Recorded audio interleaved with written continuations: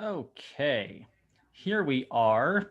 I am here. This is Dr. Jason Dean, Revolution Network, with Sergeant Mike McGrew of the At Ease program, 9/11 At Ease International. First of all, sir, I want to thank you for your service and all that you've done. We appreciate it here on the show. Thank you. Thank you very much. Thanks for having me on the show. Absolutely, and thank you for coming in. Thank you for being on this and be willing to do this. You also have a book that is called Higher Call, and we're going to highlight that today as we go through, and we're going to talk about the different stuff that you have done, which is absolutely amazing. But first of all, do me a favor for everyone watching, because we have thousands of viewers out there. Tell us how you got to this point, where you are. I know you're a 31-year police veteran, but give us a little background on yourself. I was, I served for the Santa Barbara Police Department for 31 years. I retired as a sergeant from the job, which was a great job. I love the job a lot. But it's a profession that deals a lot with trauma. You're always dealing with other people's traumas. You know, we're always called to solve problems and be there and bring peace to chaos a lot of times. But first responders are subject to seeing things that most people will never have to experience. And I know that I did that job a lot of times because, or I was at a scene and doing that job because I didn't want anybody else to have to experience some of the things that we encounter out on the streets. And when I came on 31 years ago, or 35 years ago now, the senior officers were Vietnam veterans who I think paid the price for post-traumatic stress injuries. And the culture was, hey, this is a tough job. You're getting a paycheck, so just suck it up. And, to reach out to get any type of help or counseling or something for post-traumatic stress was a sign of weakness. There was a stigma that came to it. And there was really no place to reach out. For me, I was a cop for 20 years before I found the Lord. And for me, that changed everything. There was a place that I could bring my burdens to and lay those burdens down at the foot of the cross. But I knew that the therapy works as well too. So there was a time when I started to pray about this and pray about why first responders didn't get help. And one of the main reasons was because they had to reach out to their employer or an employee assistance program associated with their job or their agency or the city or county that they work for. And to tell your boss, hey, taking that dead child out of a grieving mother's arms yesterday really messed me up. You were at risk of them saying, okay, well, that's nice. Why don't you give me your badge and your gun and go sit over there and we'll see if we can bring it back and see if you're fit for duty. So there was a lot of disincentives for people to reach out and deal with the trauma. And police officers and first responders, the trauma comes in on layers and it's something that sneaks up on a person. And so you can experience some pretty bad things and then come home and it's not like you leave work at the office. You've been traumatized. You've either been attacked physically or violently, or you've seen something that's just pretty rough to digest, and you don't really want to bring that to your home. You don't really want to be able to talk to your family about it, your wife or your spouse or significant others and or your friends. It's just something that you want people to feel safe, and you want them to not have to deal with the stuff that you dealt with. So an isolation starts to happen, and first responder will come home and not engage with the family. And so that's one of the first signs, is that isolation that happens from their friends, from their families, and things start to fall apart. And because the culture, what it had been for the last 3 decades that I was working in the profession, to not reach out, it was just, it produced, the fallout from it was a very high suicide rate for police officers and firefighters, a very high divorce rate, alcoholism.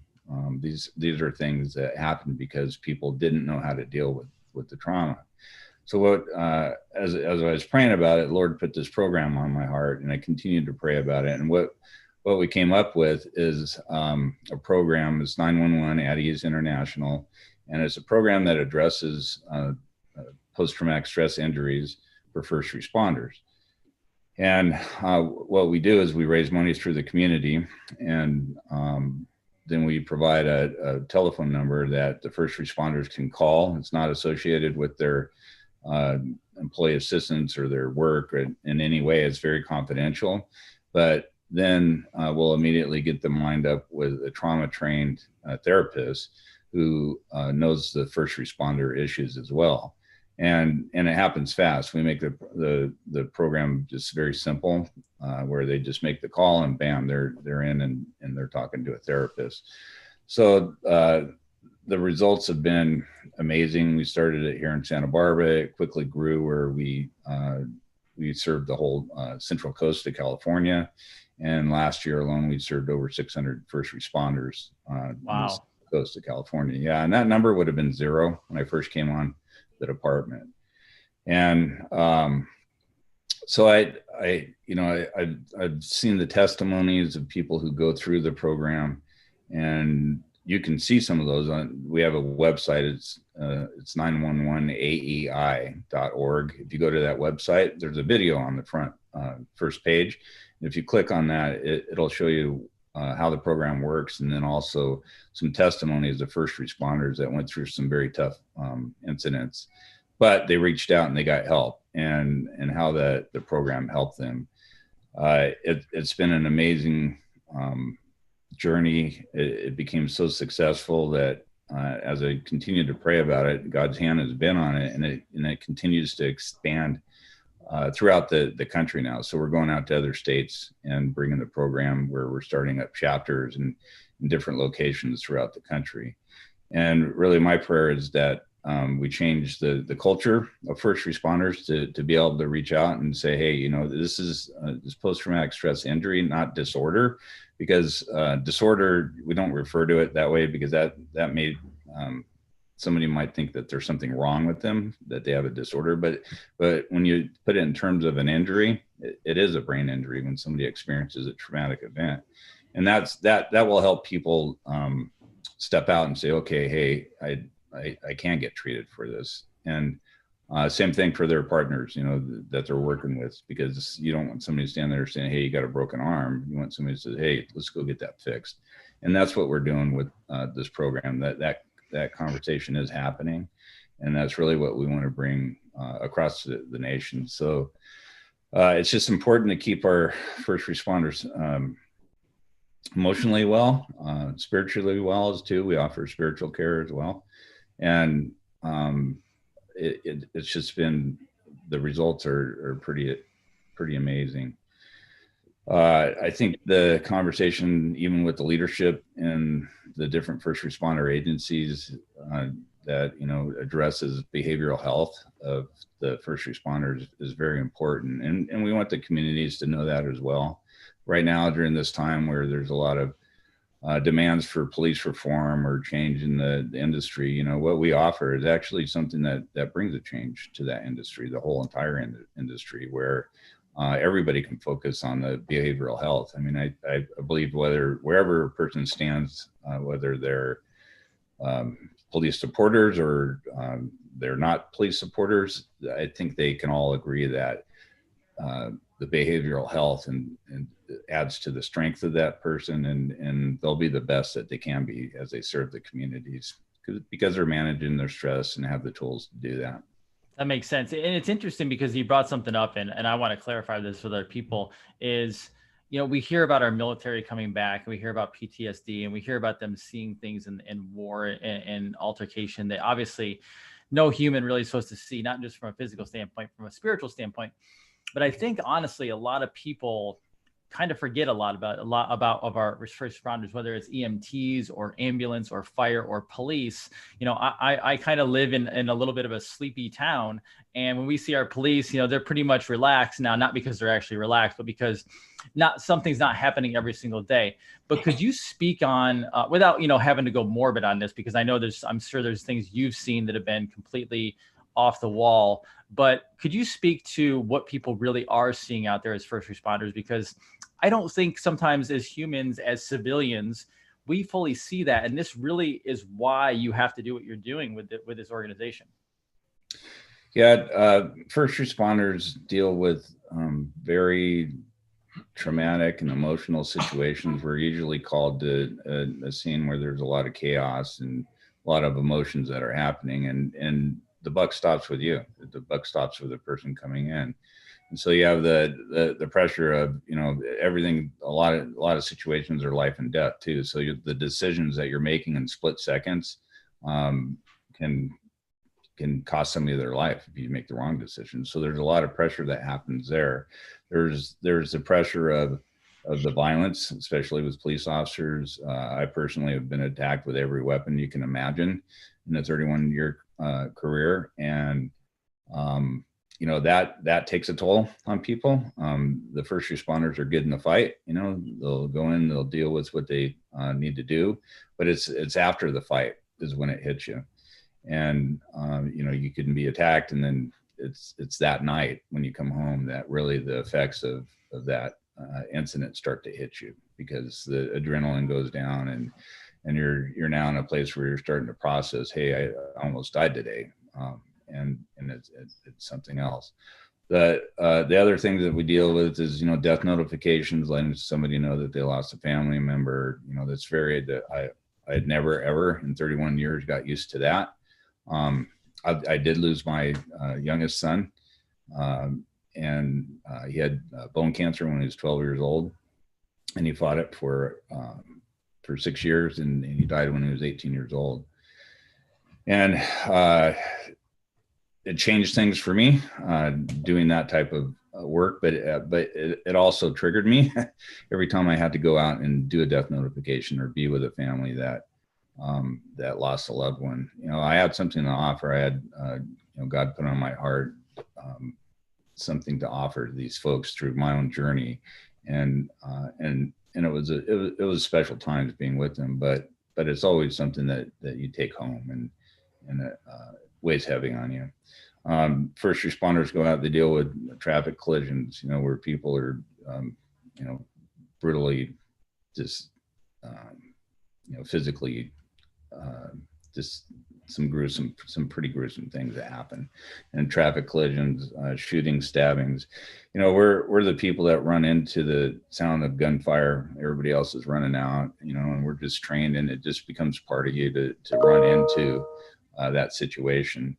And like I said, everybody's, you know, they're good in the fight, but it's afterwards that it will take its toll on you. So layers and layers of that. People talk about, you know, the military and the combat that they go through, and a lot of times they're there for maybe 3 or 4 years, but you add that on for 30 years, and it can really take a toll on a person, and it did on me.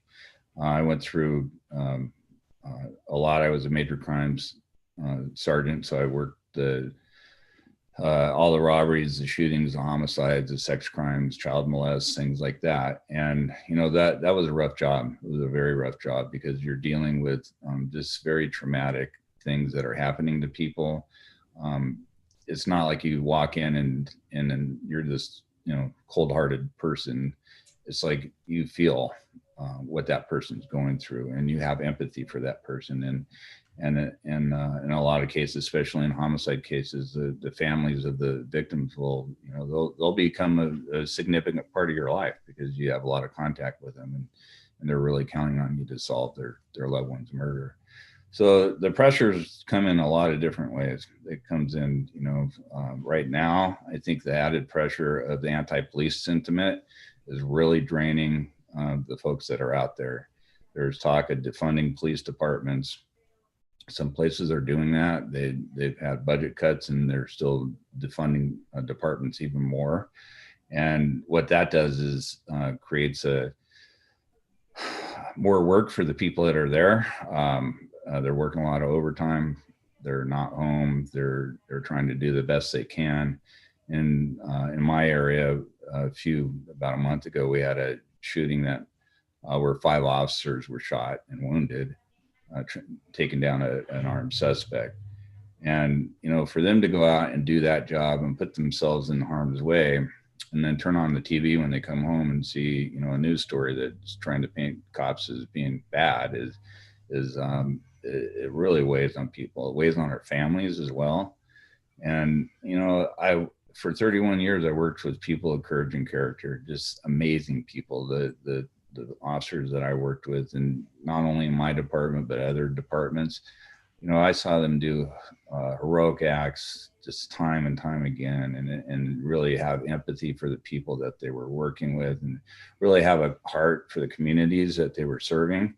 And, there's tens of thousands of those stories happening every single day. There's stories of restraint where the officers, showed restraint so that a suspect could live and they didn't have to use deadly force, but put themselves in even further harm's way by doing that.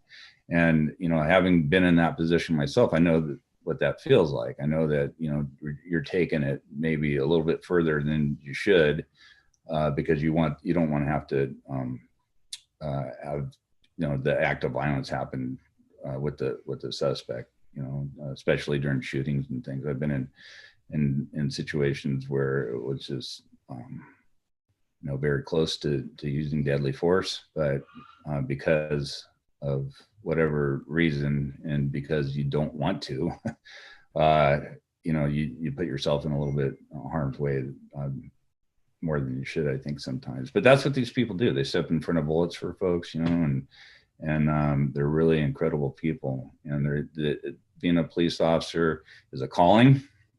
It's something that you're called to, and you're given a mantle. It's that badge is a mantle, and a lot of times you're the good. God puts you in these situations because you're dealing with sheer evil, and he'll bring peace to that through the people that he sends there.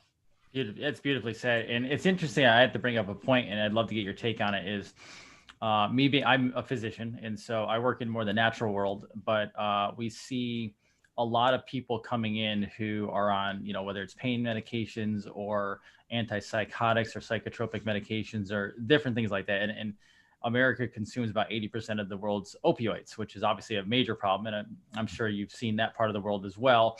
But these folks that come in who have had these issues, first responders, I'm assuming a lot of times it's pretty easy to go to a pain medication or a psychiatric drug or whatever, not because their body's not working, but because mentally, spiritually, they've seen something that has rocked them so much that it's the only way to get maybe the pain or the thoughts or the feelings to go away. Can you tell us some of the things that you do with 911 Eddie's International? Because obviously you guys are doing some basically holistic spiritual work ministry. Can you give us a little background on that? Because obviously stuff like that is far more important than putting chemicals into people's bodies.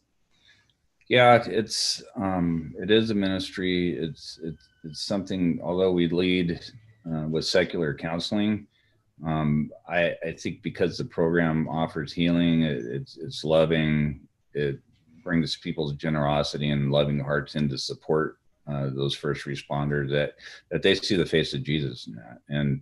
And a lot of the secular world doesn't even know why they're attracted to it or why they really like this program, but that's it. They're seeing the fruits of the Spirit. I know that what we do is we'll have secular counselors talk to folks. We also offer some equine therapy. We have a place here, Monty Roberts, who's pretty well respected person in the horse world. I think they've had a lot of coverage on him, but he's got a program that will also bring first responders in and do equine therapy, and then we offer spiritual care too. And I've dealt with. I have an inner healing ministry, so I know that a lot of these things are spiritual. Things like anxiety, I personally experienced that in my life. It came up a lot when my son was going through the chemotherapy, and then 6 months later, I get hit with an anxiety attack or a panic attack. And so there was a time where I did take medicine for anxiety, but when I learned that it was spiritual, I was able to pray through it, and just that was the spirit of anxiety. It's the enemy attack that was coming upon me, and so that's what I use personally to overcome that. And if you resist the devil, he will flee. And so, no more problems with anxiety for myself. So I share that, in the ministry part of it. But if somebody is not seeking the spiritual end, we have the secular therapy that works for them and gives them tools. And I think a lot of people will, as they experience this program, it's interesting because the spiritual conversation does come up quite a bit. And so we do have therapists that are prepared to say, hey, you might want to go talk to our spiritual care team. And so it's something that we offer anybody there. We welcome everybody into the program, and we're just seeing some really amazing testimonies coming out of it. And those testimonies are powerful because they continue to encourage other people to address the things that are happening and address post-traumatic stress injuries in first responder industry.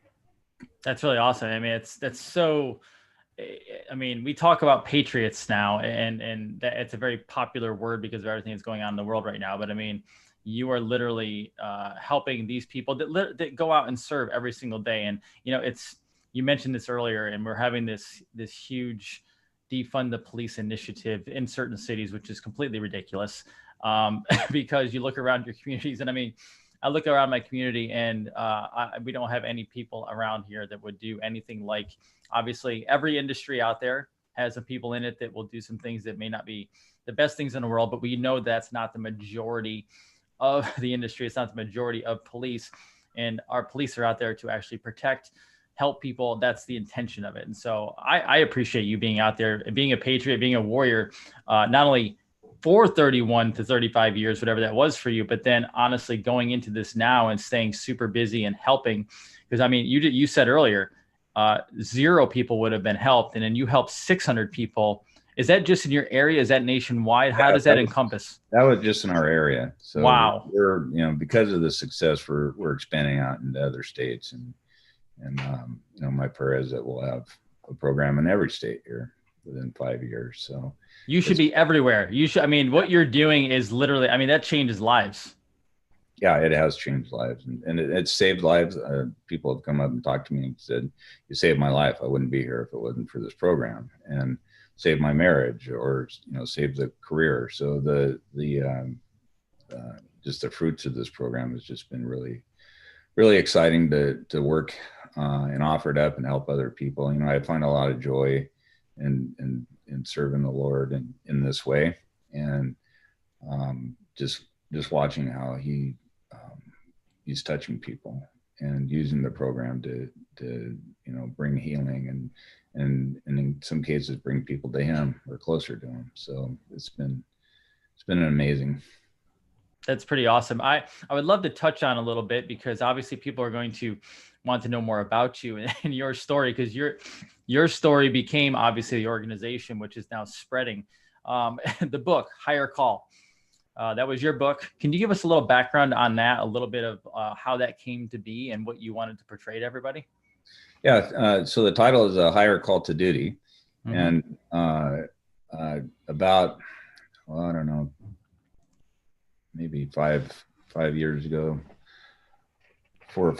I gave my testimony at a prayer breakfast. There was a lot of people. It was attended by a lot of leaders in the community. It was a pretty big event, and I was a keynote speaker. And so I gave my testimony, and I know that our testimonies are very powerful, and it's not like I always want to go be the speaker, but I know that I have something to offer that might help somebody out in the audience. So when I gave the testimony, a group of people came to me and they said, "Hey, you need to write a book." And I'm like, "No, I don't." A lot to do. The book's not one of them. And I understand. I started praying about it, and then I got hit with cancer. I got hit with colon cancer, and I had a big operation. I had to go through chemo, and I was thinking, well, this might be the time that I write the book, And what happened was the Lord led me to a lady by the name of Sarah Bush, who was a reporter for a local newspaper here, and she covered the story. They wanted to do a story on the cancer that hit me, and I'm like, okay. I said, let me pray about it. And so I told him, I said, I'll do the story if you let me talk about how God is working in my life during this trial. And so they said, sure. And so she wrote the story, and it was a great story. She covered it. Was proclaiming the goodness of Jesus Christ on the front page of a newspaper, which doesn't always happen, And I'm like, she's the one. So she helped me write the book. We got together and we worked together to put in a lot of the experiences that I had as a cop. Some of the exciting things that I was involved in, some of the traumatic things that I was involved in, but also my personal life. And I opened my heart up. It was not easy to do, to lay it all out there for everybody to see, but I felt that was important. And I lost a child. I had another child that got involved in a very bad drug addiction as well. And so as a parent of a child that, with an addiction. And so I was able to share my experience and how to deal with those things and how to have peace and where to find hope in hopeless situations. And, there's just a lot in that book that I think a lot of people can relate to, or maybe actually going through. And the feedback from the book has been very incredible. People saying that, it really impacted their life, it made them change course or whatever it might be, that just had a positive impact on them. And so I was glad I wrote it. It was something that, it's touching a lot of people. It's going around the world to different countries as well. And the feedback's just been incredible. So I'm grateful that I did do it. And the book's a good book too, by the way. So. we actually have people saying right now they want to read the book. So we put that link up there because that's tremendous. And I'll tell you, Sergeant, I have a show that I do basically nightly. Ever since everything hit the fan several months ago, I started going live probably for about an hour, 6 nights a week. And I still don't know how I do it, but you do it because it's for a higher calling. It's for a purpose. Mm-hmm. But it's interesting because I always tell people at the end of the show that if you're going to do something, go out tomorrow, go out this week and serve somebody and help somebody. Mm-hmm. And literally that's what you're doing. I mean, obviously you did it when you were as an officer, but you're also still doing it every single day. And literally that's what's going to change our world, our country, our planet. Your organization, I mean, are there other organizations similar to yours? I mean, obviously everyone has their distinct uniqueness to it. Are you the one out there doing it right now? Yeah, I think we're the one that's doing it with this, where we have let the community raise the support. We raise the support through the community and we offer these services. And I don't know of any other program that does that. Everybody that we encounter or people that ask for a program in their area, the hardest sell of the program is that it's almost too good to be true. But you know what, God, every time I walk into a different region, the right people are there. There's people who are, liaisons to law enforcement and fire. And we also serve emergency room doctors and nurses too, which was offered up about a year ago before the pandemic ever hit. Wow. But it's I haven't heard of anything similar.